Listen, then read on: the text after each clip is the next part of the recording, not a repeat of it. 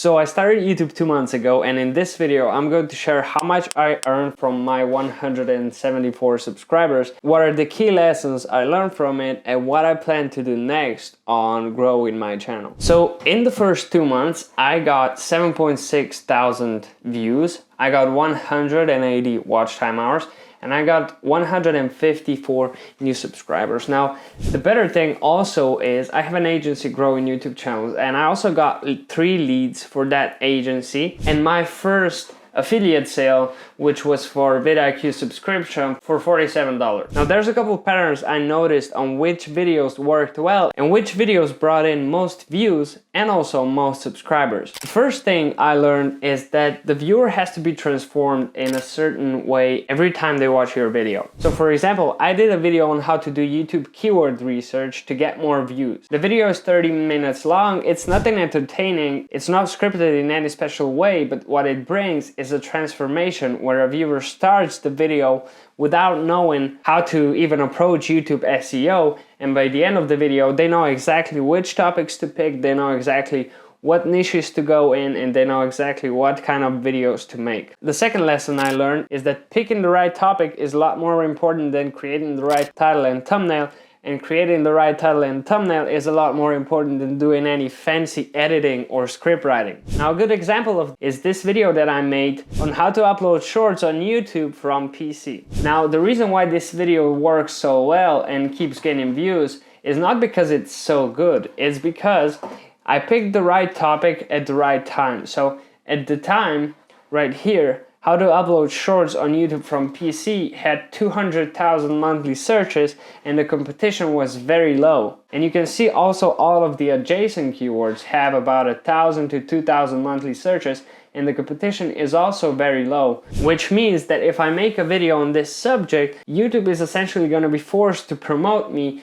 because there's a lot of people searching for it, but there's not enough videos to satisfy the demand. Now I go in depth in this strategy also in my other video on how to find keywords with vidIQ, and you can watch it here. Now the third lesson I learned is that when you pick a topic, you look at the competition and you have to make the video better in a certain way. Now better can mean many different things, and a lot of people are talking about better, but better can mean quicker. So if you see a lot of videos where people just are talking about their personal life or going on tangents or giving information that isn't really relevant to the topic of the video, you can make a video without all of that fluff and just get straight to the point and deliver the information that the viewer is searching for. Second way is being more condensed. This is a strategy I picked for this 1.5 minute long video on how to upload shorts on YouTube from PC, because everybody was making videos on this that were 10 minutes long, and I could deliver all that information in 1 minute and 30 seconds. I did it,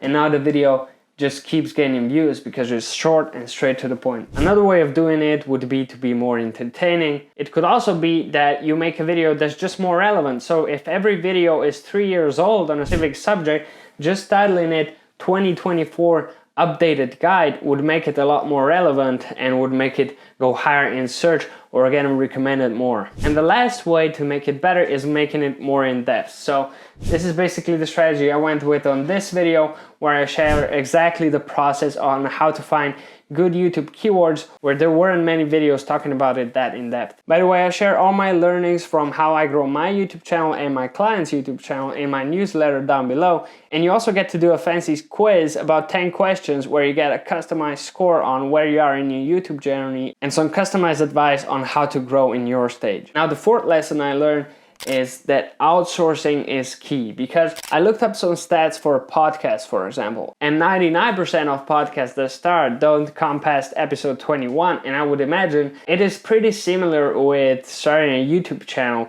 Most channels, I would feel like, don't even come through the first 5 videos. The problem here is that YouTube is very complex and very hard, and most times you have to be doing it for a year or 2 to even get some results coming in. So I think the key to growing on YouTube and being consistent is making it as easy as possible for you to make YouTube videos. Now what this meant for me is I looked at the tasks that took away most time from my day or were the hardest for me to make. And what I noticed is that editing takes a bunch of my time and the thumbnail design is really hard for me. So I outsourced them both, and you can get a basic editor on Fiverr for like $10, and they can just cut up your video. It won't be fancy editing, but if you pick the right topic, if you deliver the right information, it won't matter if your video is edited really well or if it just has a couple of cuts from a $10 editor from Fiverr. Now here's what I plan to do to grow even faster. The main problem with my channel right now is that it doesn't have many returning viewers, and my hypothesis is that if I want more returning viewers, I have to share more of my personal thoughts or personal experience like this, or do more value-rich, in-depth videos